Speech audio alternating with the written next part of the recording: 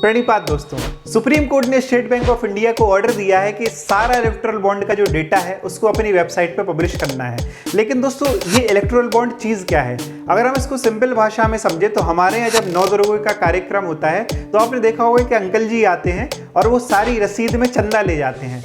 दोस्तों इसी तरीके से जब कोई भी पार्टी चुनाव लड़ती है भारत में तो उसको चंदे की ज़रूरत होती है। तो उस चंदे को अगर हम कॉन्स्टिट्यूशनल या संवैधानिक भाषा में बोलें तो उसको इलेक्टोरल बॉन्ड कहते हैं। अब दोस्तों इलेक्टोरल बॉन्ड एक तरीके से एक चेक होता है जिसको क्या है कि कोई भी आम आदमी या कॉर्पोरेट हाउस जो होते हैं वो स्टेट बैंक ऑफ इंडिया की किसी ब्रांच से खरीद सकते हैं। उसके बाद जिस पार्टी के नाम पे वो इलेक्टोरल बॉन्ड इशू किया जाता है वो पार्टी उसको 15 दिन में कैश करा सकती है। ये एक इंटरेस्ट फ्री बॉन्ड होता है जिसको पॉलिटिकल पार्टी एक चंदे के रूप में यूज़ करते हैं पॉलिटिकल इलेक्शन को लड़ने के लिए।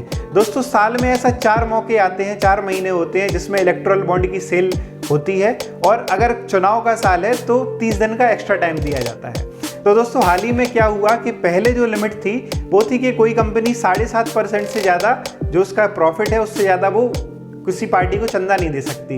लेकिन 2017 में सेंट्रल गवर्नमेंट ने ये नियम बनाया कि कोई लिमिट नहीं है, आप कितना भी चंदा किसी भी पार्टी को दे सकते हैं। तो सुप्रीम कोर्ट ने हाल ही में ये जो कानून बनाया है सेंट्रल गवर्नमेंट का उसको अनकॉन्स्टिट्यूशनल किया है और 2017 से लेके अभी तक जितने भी स्टेट बैंक ऑफ इंडिया के पास इलेक्टोरल बॉन्ड आए हैं या जिस भी पार्टी के पास जितना भी चंदा आया है, सुप्रीम कोर्ट ने स्टेट बैंक ऑफ इंडिया को ये आदेश दिया है कि आपको पूरा जो डेटा है वो ऑनलाइन पब्लिश करना है। जब 11 मार्च को सुप्रीम कोर्ट ने बोला कि स्टेट बैंक ऑफ इंडिया को ये पब्लिश करना चाहिए डेटा, तो स्टेट बैंक ऑफ इंडिया ने बोला कि डेटा बहुत सारा है, इसको हमें 30 जून लगेगा, टाइम लगेगा इसको करने में। तो सुप्रीम कोर्ट ने 12 मार्च को फैसला दिया कि आपको हाल ही के हाल में ये इलेक्शन कमीशन को ये डेटा सबमिट करना है और 15 तारीख को अपनी वेबसाइट तक ये चीज़ सबमिट करनी है।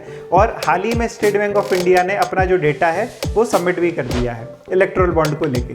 दोस्तों मिलते हैं अगले वीडियो में कुछ ऐसे ही बेसिक और इंपॉर्टेंट जानकारियों के साथ ओनली ऑन बेसिक विद हंताल। Till then happy learning.